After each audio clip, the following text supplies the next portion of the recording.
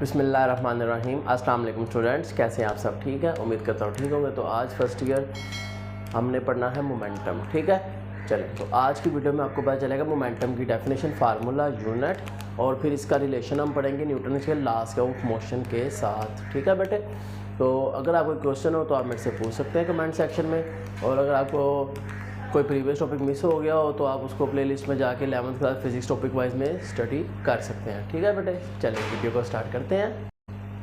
सबसे पहले बेटे आपको मोमेंटम की एक डेफिनेशन है, वो डेफिनेशन आती है वो क्या है बेटे कि product of mass and velocity, product of mass and velocity is called momentum.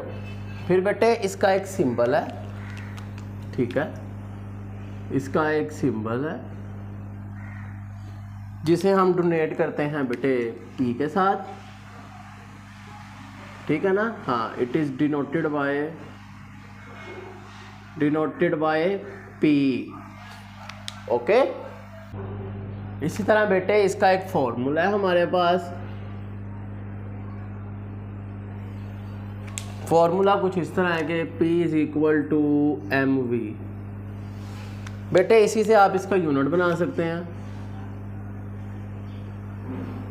Unit क्या है इसका? मैस का यूनिट होता है किलोग्राम, वेलोसिटी का यूनिट है बेटे ms-1, और इसका एक और यूनिट है जो क्या है न्यूटन सेकेंड।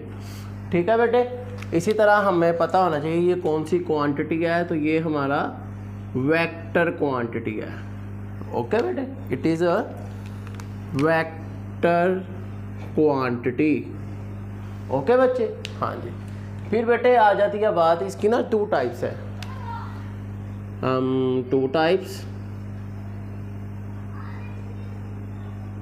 एक है बेटे इसकी लीनियर मोमेंटम,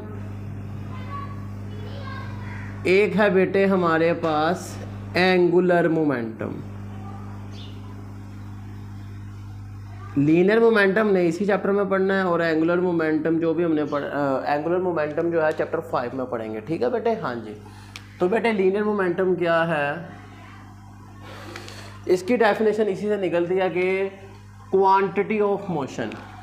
ठीक है बेटे, लीनियर मोमेंटम है हमारे पास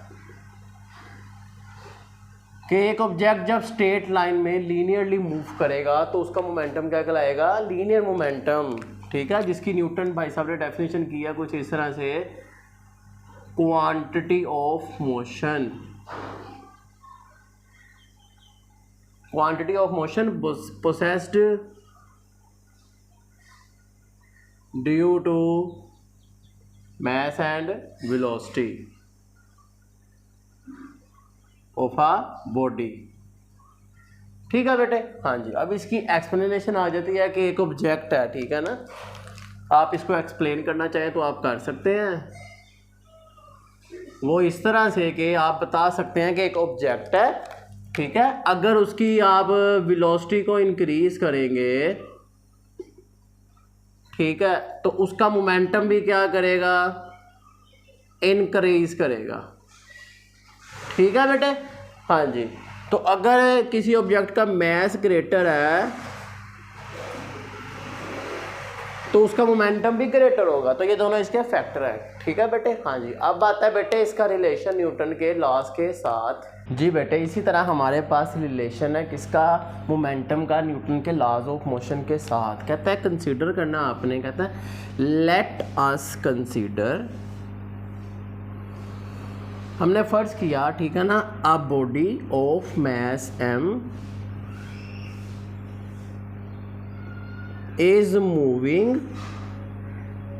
with initial velocity i vi, initial velocity vi।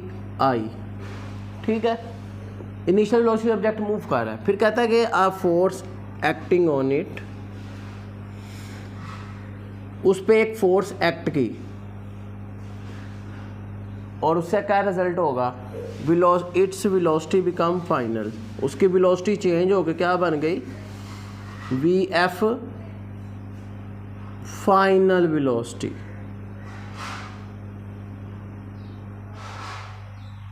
ठीक है बेटे। तो इससे हमारे पास न्यूटन का जो हमने पढ़ा है एक्सेलरेशन का फार्मूला हमने पढ़ा ये acceleration is equal to v f minus v i over t. फिर न्यूटन के सेकंड लॉ से acceleration is equal to f over m. बेटे आपने दोनों को कंपेयर किया, f over m is equal to v f minus v i over T.